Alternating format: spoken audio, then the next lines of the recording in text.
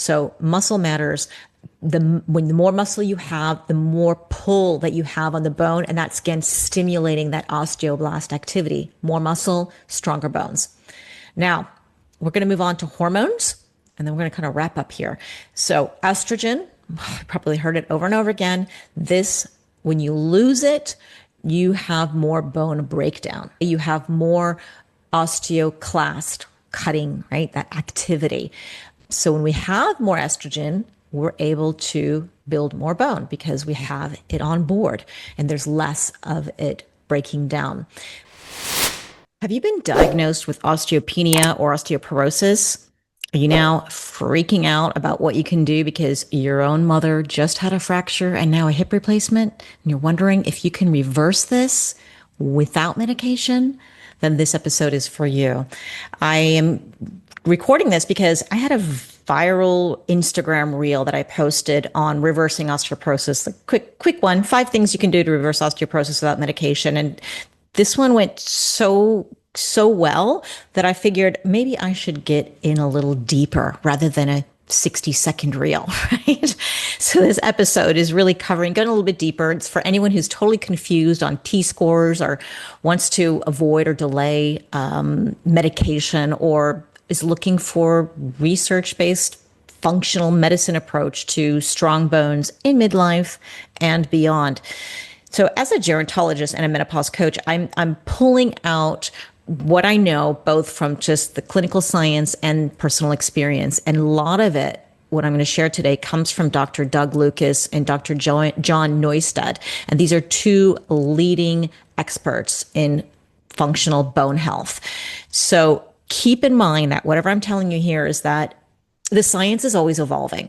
Okay. And information can get warped. It's like Chinese whispers, right? Even when it's well-intended. So I want you to always be a critical thinker with anyone I present on the episode here as well. Question everything, including me and my guest experts. Okay. So as we move forward, I want to share one little statistic that you may have heard over and over again from many other people in this podcasting space or in books that you're reading. And what you've probably heard is about 30% of the people who are over the age of 65 who have a fracture, they die within a year. Now, what a lot of people are missing in this stat is the over the age of 65. So sometimes we hear this stat and going, oh my God, I'm 50 and I've been told I have osteopenia or osteoporosis. I'm going to fall and I'm going to fracture and be dying with a year. So we freak out. Remember, this is over 65. And now this stat, and I've seen stats run from 10% to 30%. So a lot of people like to use the more exaggerated 30%, but a more accurate, or I guess a more recent data shows it's about 22% of the people over 65, but it's still scary, right?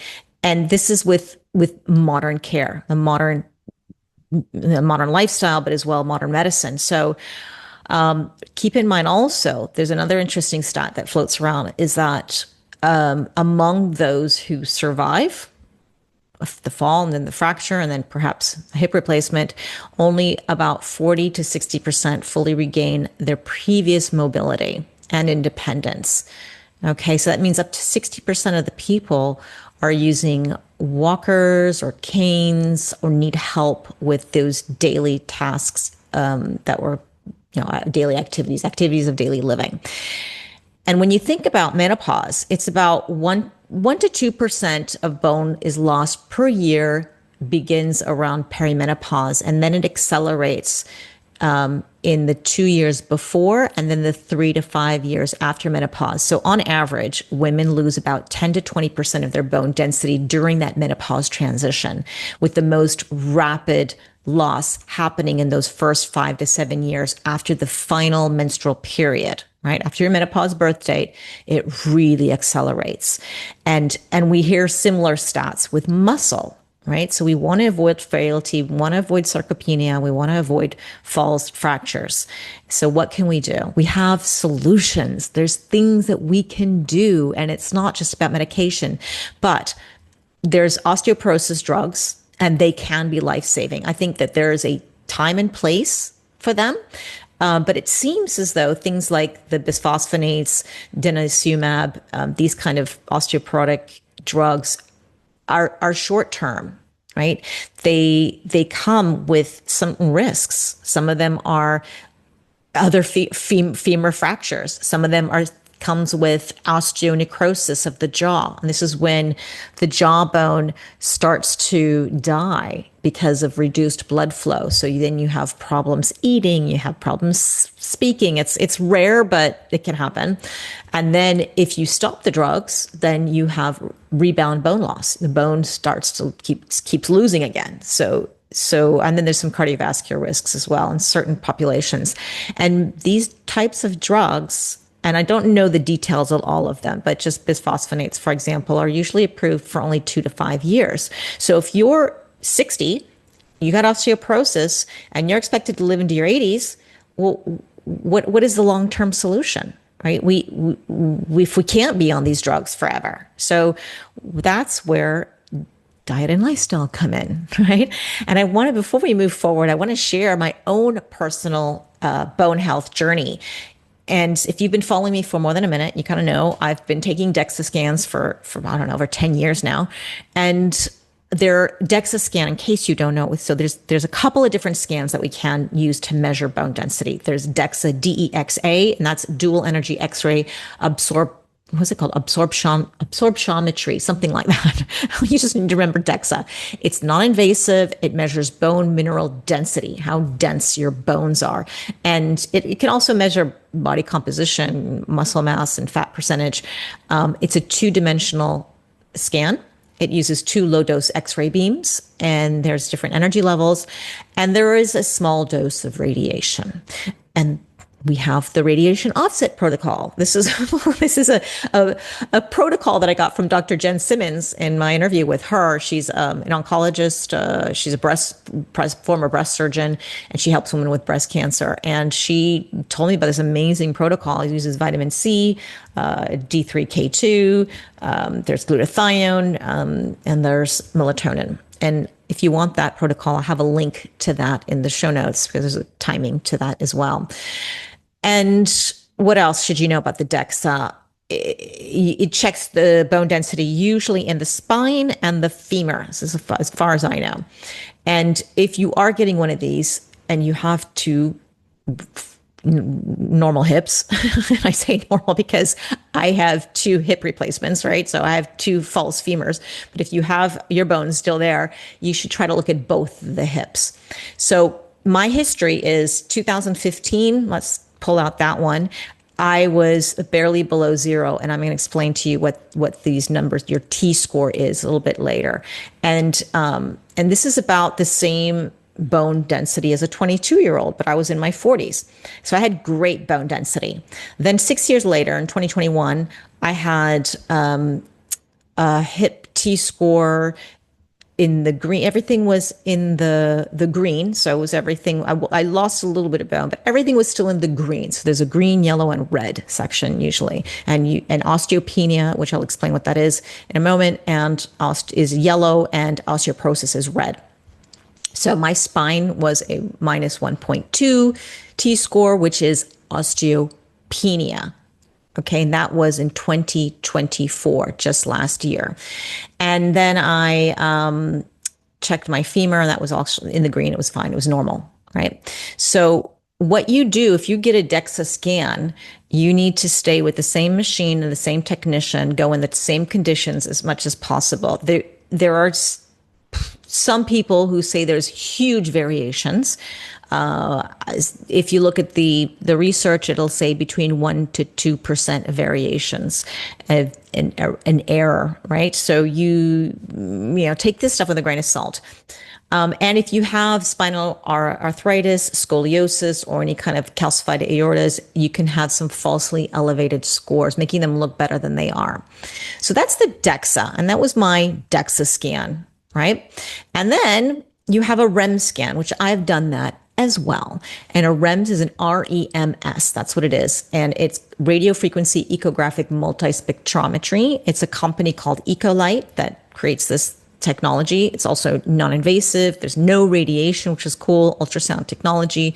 And what I love about it, it assesses bone density and bone quality, because it's not only about having dense bones, and we don't want our bones to be so dense and tight that if you fall, they crack. And we need a little bit of flexibility in there. So we need to look at bone quality as well. And DEXA doesn't do that. A REMS does. And what I did when I did the REMS, I did it in November, so like about 8 months ago.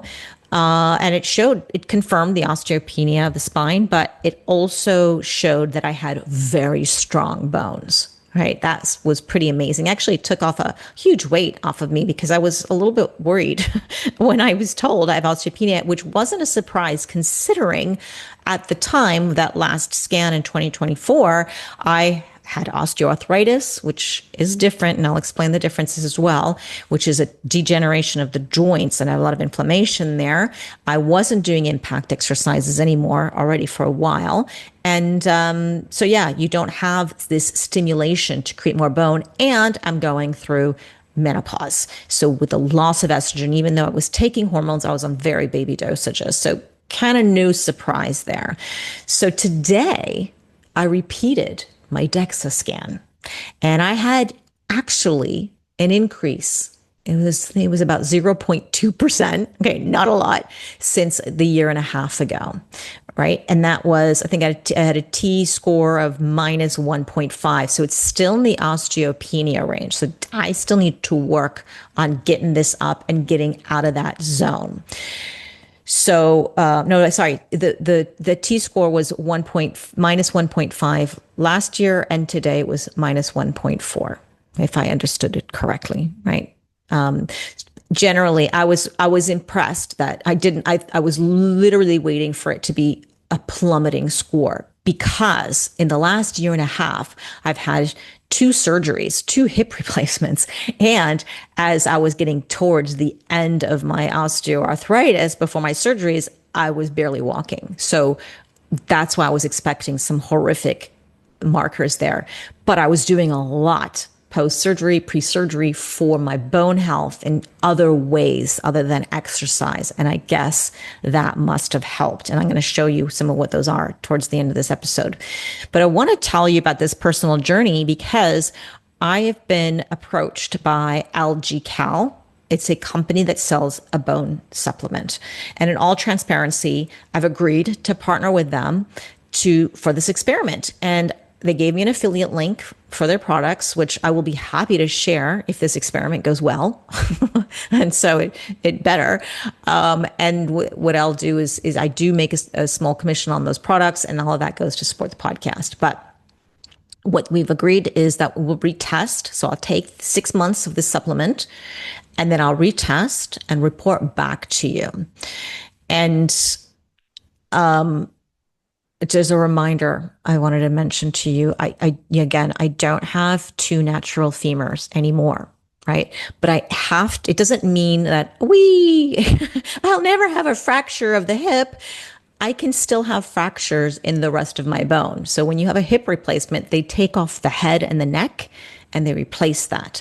So I still have the other parts of my bone. And unfortunately, when I went to the DEXA scan today, they say they cannot scan the rest of my hip bones. They just said, we don't do it. We only scan the head and the neck, and we don't know how to do anything else. So I have to figure out how I'm going to get around that, because I want to make sure that the rest of my bones are okay. So all I have now to go by is my spine.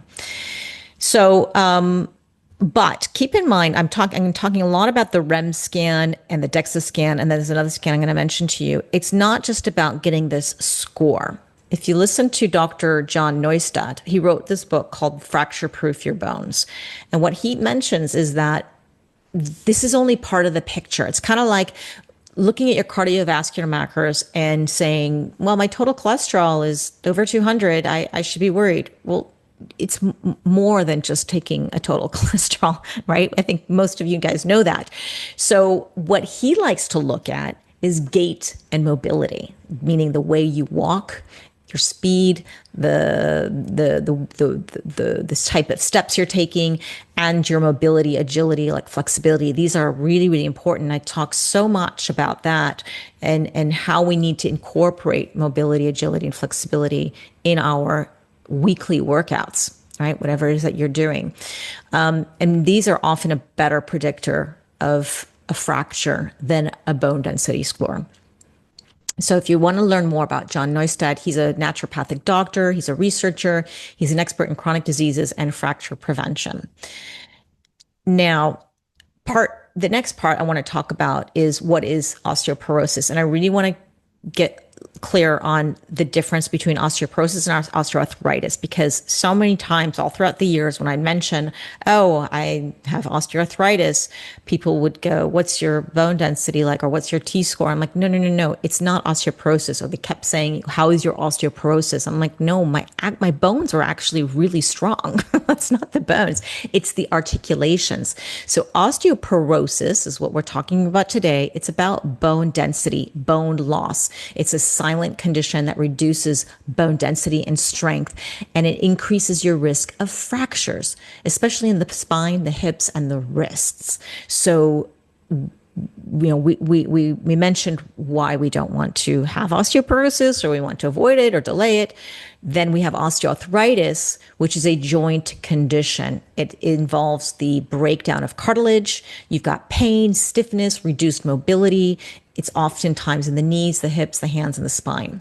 Okay? Two totally different diseases, right? One is affecting the inside of your bones. The other one is on the outside of your bones, in your joints and your connective tissues.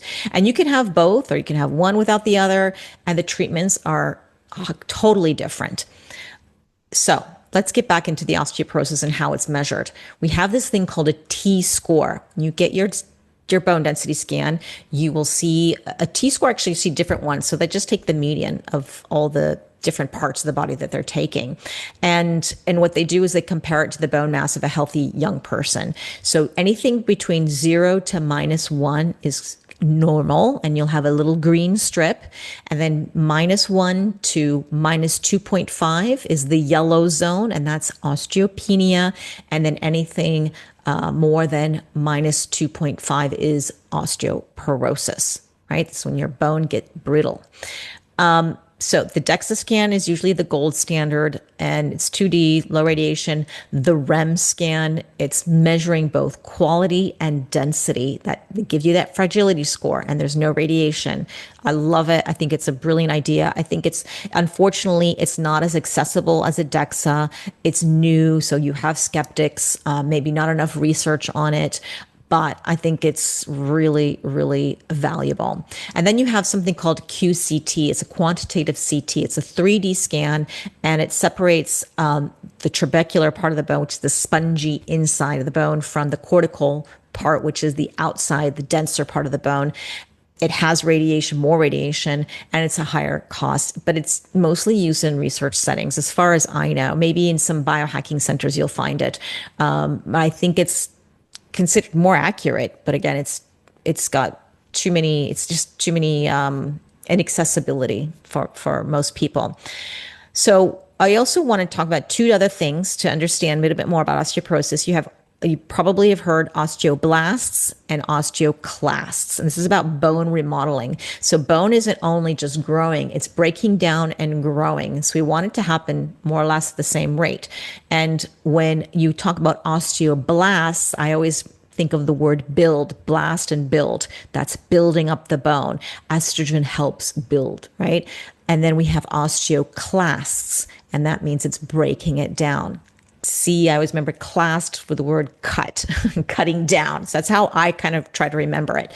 So in healthy bone, it's balanced, right? With age, and when we lose estrogen, then the breakdown is outpacing the building, right? The osteoclasts are happening more than the blasts. So what are we going to do? We're going to biohack our way through this, right? And again, if you need medication, you need medication. That's okay. But if you want to try a couple of things in addition to the medication, or instead, Well, here are some things that we can do. And again, I'm taking this a lot from Dr. Doug Lucas and Dr. Neustad, and you can get their books. I'll have links to this in the show notes, as well as other podcast episodes that I've done. So Dr. Neustad, he's got 3 steps to eating for life. So he likes to get your fiber up. He wants you to have enough protein and keep the processed foods down. So what does that mean? 30 grams of fiber per day. I kind of push it to 40, sometimes 50. I eat a ton of fiber because I eat a ton of vegetables and fruit. So do go low and slow. If you don't have a lot of fiber in your diet, you don't want to like try to weigh and figure this out and then feel bad, right? You got to go low and slow and you'll build up to it. But what that does, it supports the microbiome. And when your gut health is strong, you have better absorption of the minerals and the nutrients that you need to build the bone. And then when it comes to bone, I believe it's about 50% of your bone is collagen. You need a lot of protein to get that. And it's not just about eating collagen. You can add collagen to your diet for sure, but you want to get enough protein in there. And what he recommends is about a gram of protein per pound. I think it was actually a podcast that he was actually going under a little bit, and it was with him and Dr. Doug Lucas together, and Dr. Doug was going a little bit higher. I say it's easiest to remember 1 gram of protein per pound of ideal body weight per day. This is what I do when I help people get them better body composition. When you build more muscle, and then you're going to affect the bones as well. So if you're 130 pounds and you're happy to be 130 pounds, eat 130 grams of protein per day, spaced out throughout the day. Don't just bookend it at the night or in the middle of the day. If you can, try to separate. It's always really good. And then if you're eating a lot of packaged foods that are high in ingredients that you don't understand when it's on a package, when you read the ingredient list, if it's very long and you don't understand the words, that's probably a processed foods that you need to put down. Then we need to get nutrients that are supporting our bone, and it's best to get things from food. And the kinds of nutrients that you need are protein, calcium, magnesium, vitamin K2, boron, collagen precursors, and some vitamin D3, just to name a few. Well, where can we get these from? Well, let's first start with protein. It's the most important. You can get it from meat, fish, eggs, dairy. You can get it from plants, lentils, tofu, edamame, things like that. Then we got to get calcium into your diet. If you tolerate it, dairy is a great source because it also gives you some more protein.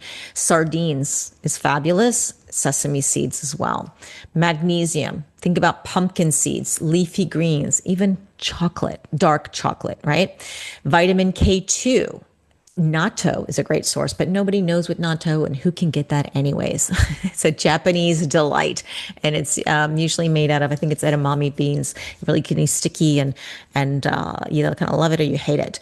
But it's hard to get that. So think about cheese, like aged cheese, like Gouda or Edam. If you can tolerate dairy. Pasture raised egg yolks is also really good because I think it depends on what is the chicken eating to determine how much K2 is actually in there. Boron, right? Let's go with boron. Prunes. Dr. Doug Lucas talks a lot about the research that's done on prunes and bone health. And I think you need to eat about 5 of them. It's about 50 grams is what it is. And it's about 5 pitted prunes. Okay, and that's been linked to reduced bone loss in a lot of randomized controlled trials. So go check out that research if you want to learn more about prunes, but get them in your diet. It's really good for your digestion too. And then you have raisins and almonds are also good for boron. The collagen precursors, you can get bone broth or just some collagen peptides. Vitamin D3, well, yay, go outside and play in the sun. That will help. Fatty fish like wild caught salmon, mackerel, sardines. And then, of course, there's some fortified foods that you can get. And if you get your salmon, for example, if I get salmon in a jar or a can, I'm usually getting the bones in there too. And they're so soft, we can eat them. So you get a little bit of extra calcium with that too. Now, part of your gut health is getting the gut sorted. So if you have gut issues, please go see a professional and sort that out because you're probably not absorbing your nutrients if your gut is off. And with age, our diversity in the microbiome declines, and this again affects our absorption, but also it has a little bit more inflammation as well. So think about digestive enzymes maybe to help you if you're struggling to digest the proteins. It's very common as we age. Maybe some probiotics, fermented foods, and then minimizing antibiotics wherever possible. Spices and herbs, another great thing to include in your diet, like turmeric, ginger, rosemary. These all have anti-inflammatory effects, which are fabulous, and that's really, really protective for the bones. And then what a lot of bone specialists talk about is the Mediterranean diet, like everyone else for every other disease, right? You've probably heard it over and over again. And with bones, it's the Mediterranean diet has really consistently been linked with better bone density and reduced fracture risk. All right. And I always go back to when you're looking at studies, you can say, okay, well, it's increasing your bone density. Great. But really the problem that we're having is we don't want to fracture our bones, because that's what puts us into trouble. And you can have osteoporosis and still have strong bones. That's why we love to look at the REM scan. And you always want to try to move the needle, move it into osteopenia, and you can have osteopenia with very strong bones too. So, when we're talking about the Mediterranean diet, we're not talking about Italian pasta and pizza. We're not talking about French croissants. Those are fun foods for, once in a while, right? But we're really talking about a higher intake of vegetables, fruit, whole grains, legumes, nuts, seeds. And when you talk about fats, we want the primary fat to be coming from olive oil, seafood, small portions of meat, herbs, and spices instead of salt. This is where the Mediterranean diet is supposed to be, and very low in any kind of processed foods.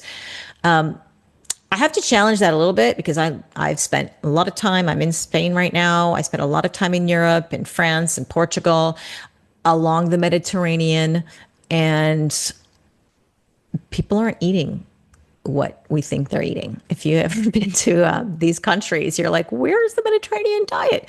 Yes, it exists. These things are happening, but I just see more and more processed foods. I see when I go to the supermarket, I see people standing in line with their shopping carts full of highly processed foods. And these are Spanish local people. So you think, well, okay, let's get back to the Mediterranean diet, what it really truly should be. And we do know that people are having worse health outcomes, and they're eating more junk food as time goes on. So the other thing that people do have in Europe, generally speaking, or around the Mediterranean, is also a strong food culture and a community. Like, people take time to eat. They take a break from work. They don't eat at their desk. I mean, of course, that happens in big cities and just like anywhere else, but more than in the US, let's say, it is people do have their lunch hour and literally spending time with other humans and having their dinners and communal eating and events and things like that. So that's really, really important. Now, when it comes to exercise, walking helps prevent the loss of bone, but it rarely builds new bones. Okay. Running isn't any better. What happens if you're, like, say, a chronic runner, like a little bit of running is fine because we like that impact. But when you have these people who are running a lot, they're probably not eating enough. They're probably very light in weight, and they're probably maybe not absorbing the nutrients as well. So we're talking about probably a chronic runner. So what we do need, what's been shown in the literature that is very beneficial for bones is resistance training. That means you can use a band or you can use weights. You can have it 2 to 3 times a week, more or less. Ideally, over 80% of your 1 rep max, and get some trainer to help you, at least in the beginning, to have proper form, because you don't want to injure yourself. And then we have impact loading. So you can start off with something so simple called heel drops, just YouTube this, watch somebody doing a heel drop. It's literally going up on your toes and falling on your heels. You do 10 reps 3 times a week just to start, and then you can build up. Or you can jump on a box or jump off of a box, right? This is the impact that we need.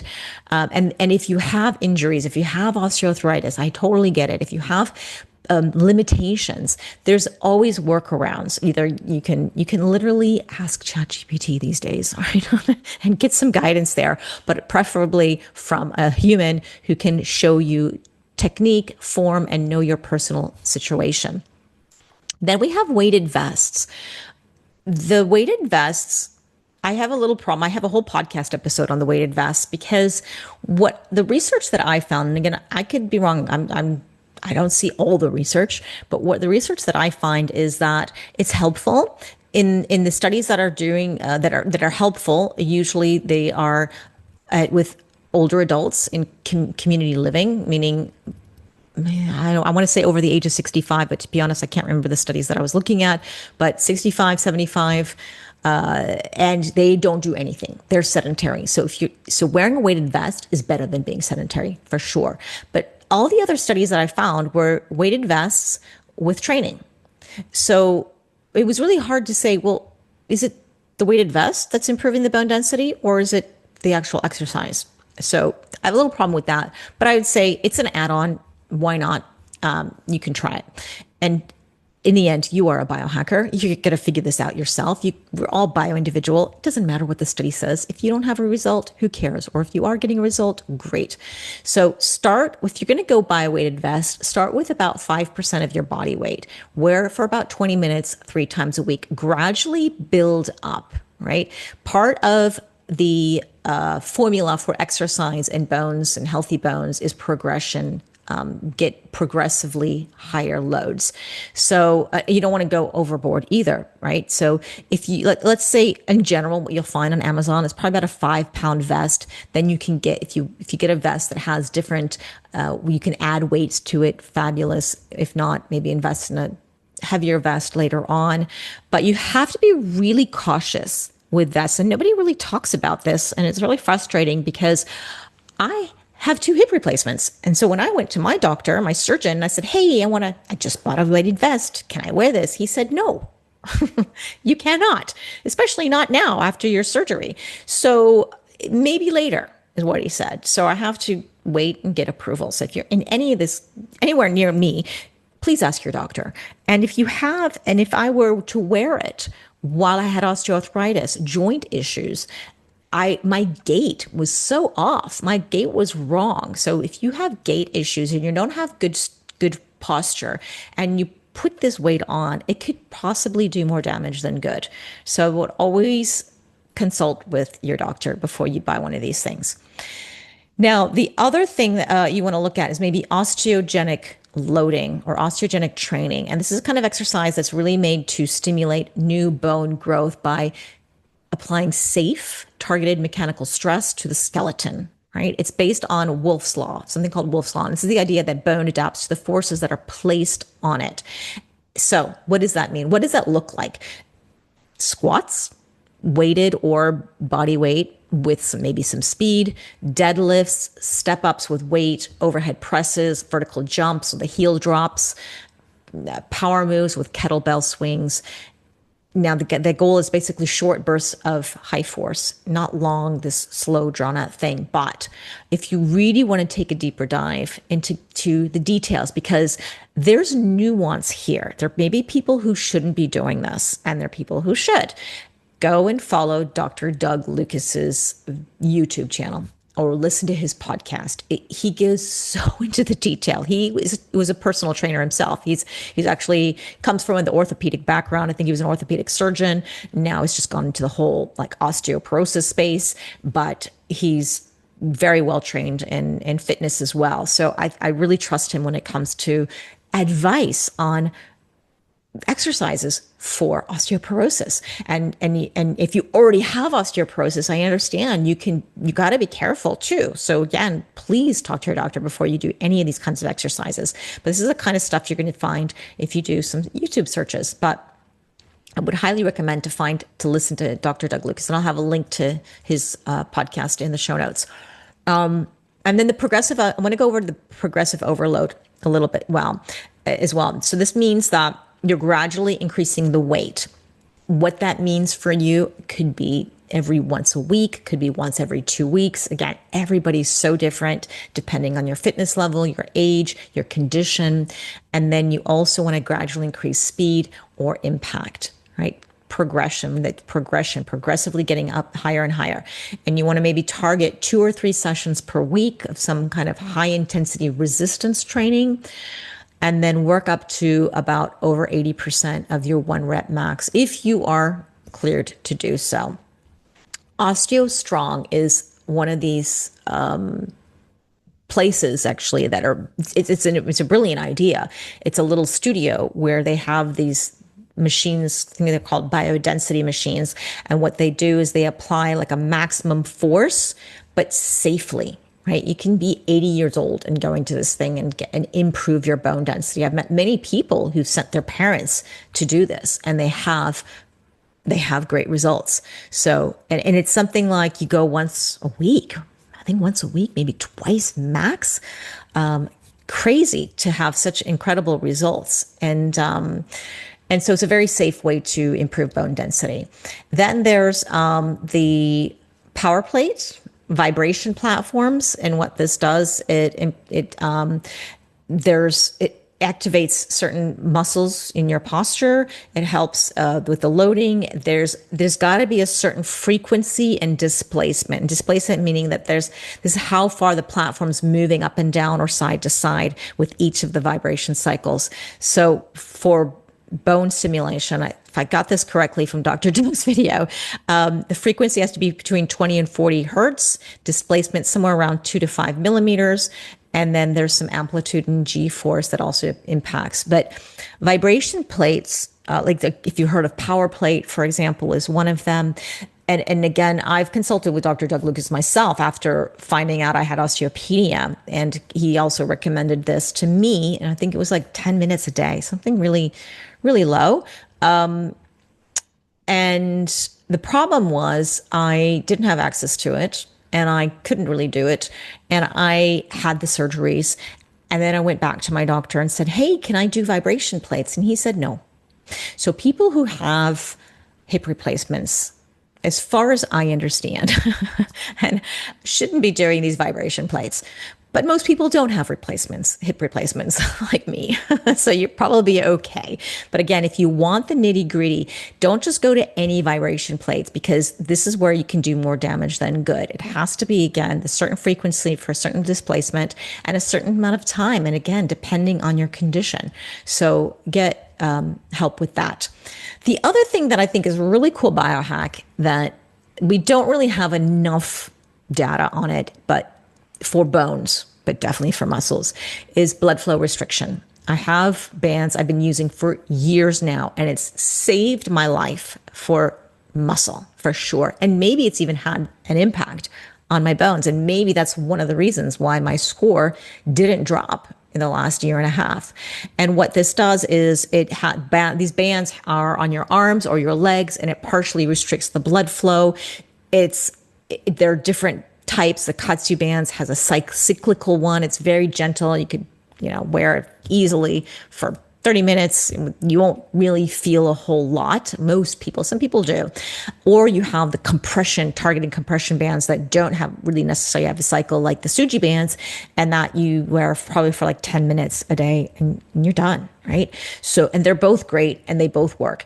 But what they do is partially restrict the blood flow, and this stimulates some muscle growth hormone. It's releasing growth hormone and IGF-1, so that your own body is saying, hey, it's time to build muscle without the load, without the stress, without the risk of injury. And I had to depend on these things because I was told no more impact exercise for years now.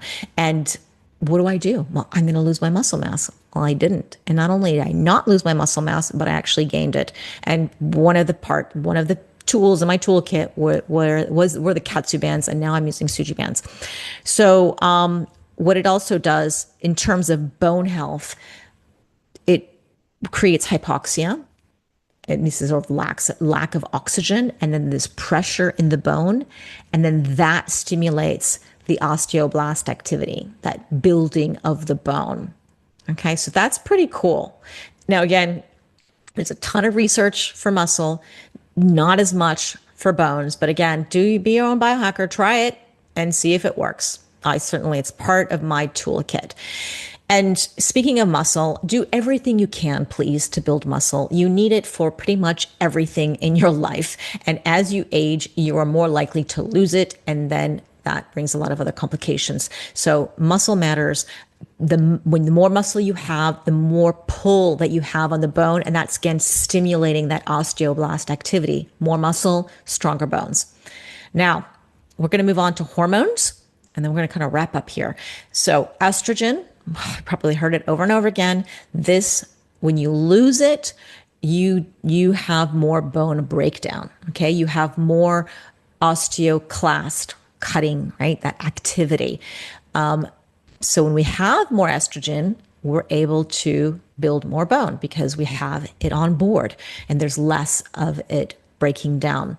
Progesterone, that also supports the osteoblast formation. Testosterone, it helps preserve the cortical part of the bone, the dense outer part of the bone, that thickness and the strength.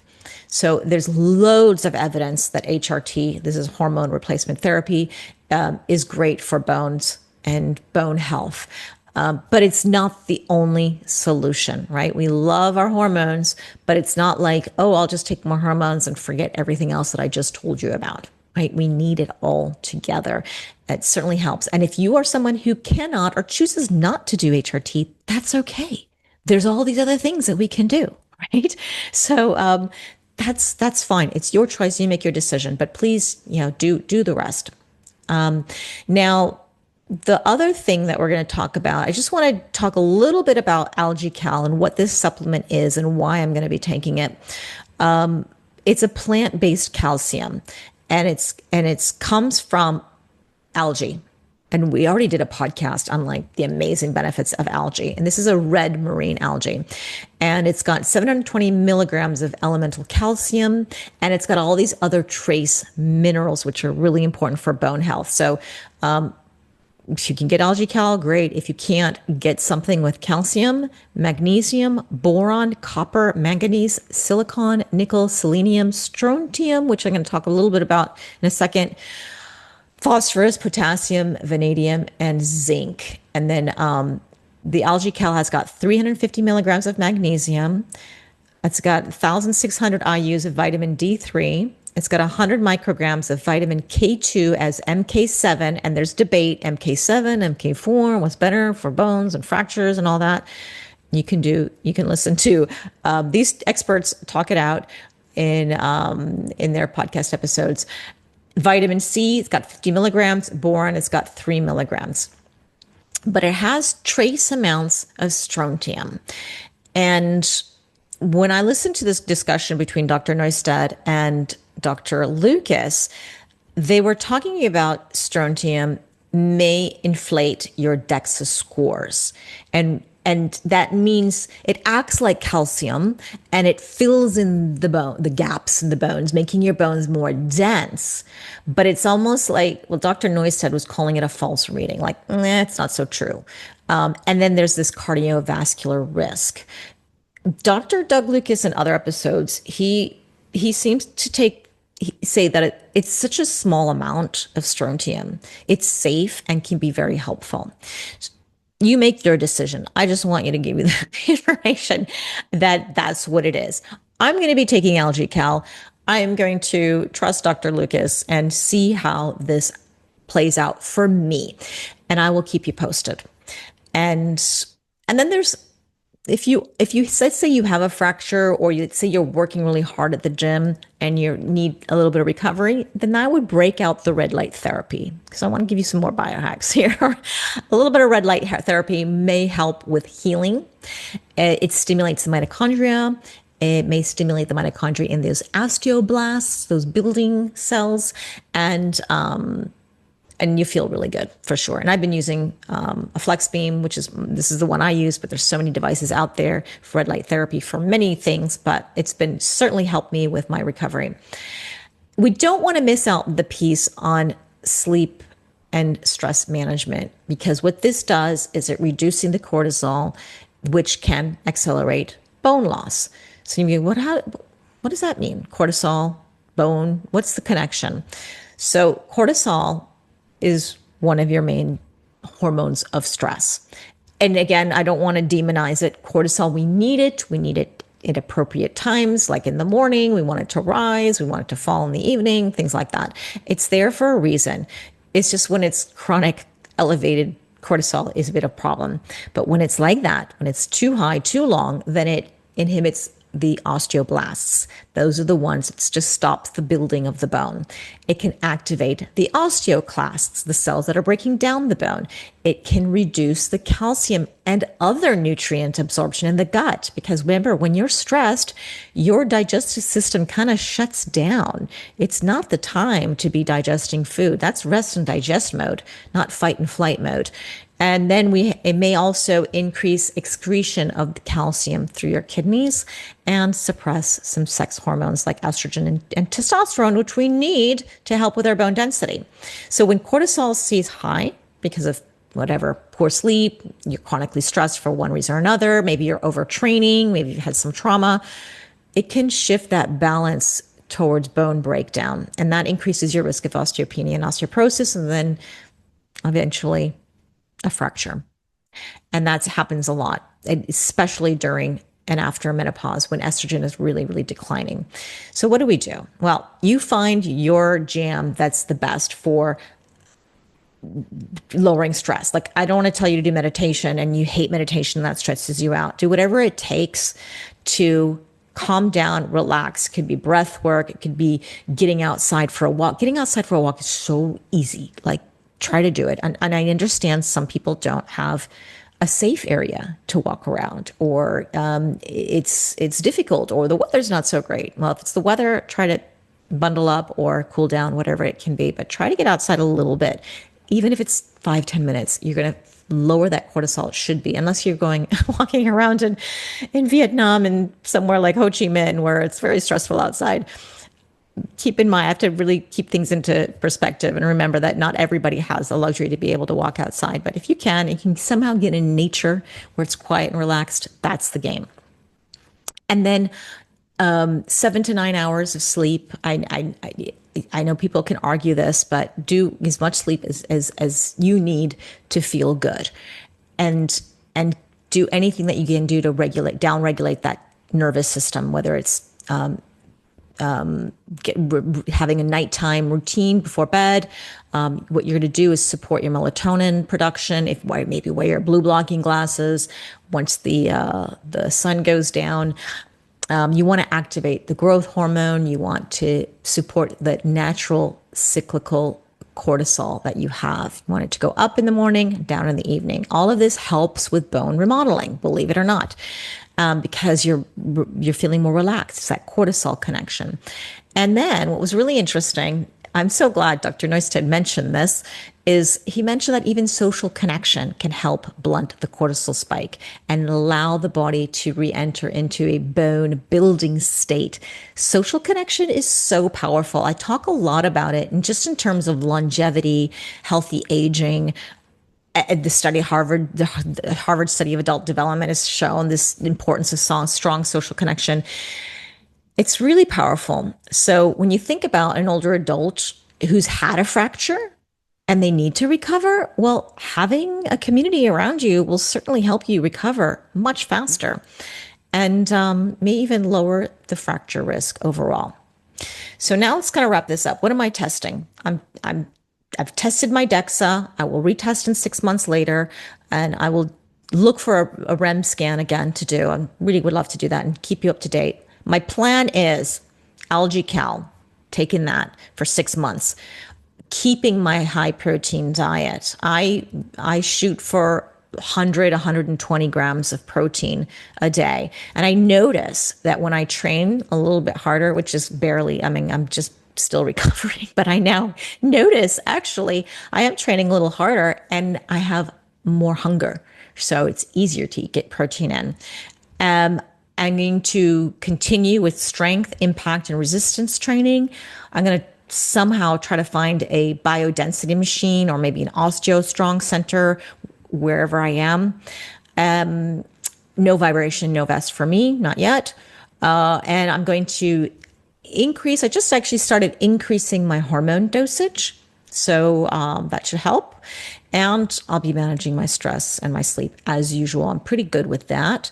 And then in terms of community, I'm going to be spending more and more time in Portugal, and I don't have a community there.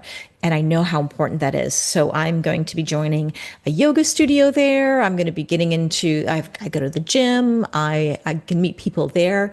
I'm going to be learning Portuguese, so I'll take some classes. So that's where I'll find some community, people, like-minded people. So then, remember, it's not just about testing your bone mineral density with a DEXA. Try to get a RIMS if you can, and consider your gait, your speed, your balance. These are really important. And then look at your strength and your quality of life. Are you happy? You're not happy? This is important. So if you want more updates, I'm going to share it here. I will also share, I always share like several times a week within my Biohacking Menopause membership group. I have a link to that in the show notes, where we have guest experts like Dr. Doug Lucas coming on and answering questions for you girls who are there.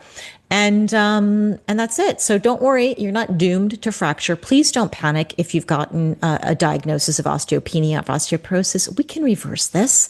Okay. It's really hard to reverse osteoarthritis. Believe me, I tried, but that osteoporosis, we can, and it's never too late. And you don't need to be choosing between doing nothing and then going straight to the meds. There's a lot of stuff we can do in between. And bone health, again, is just not about a number. It's a whole system.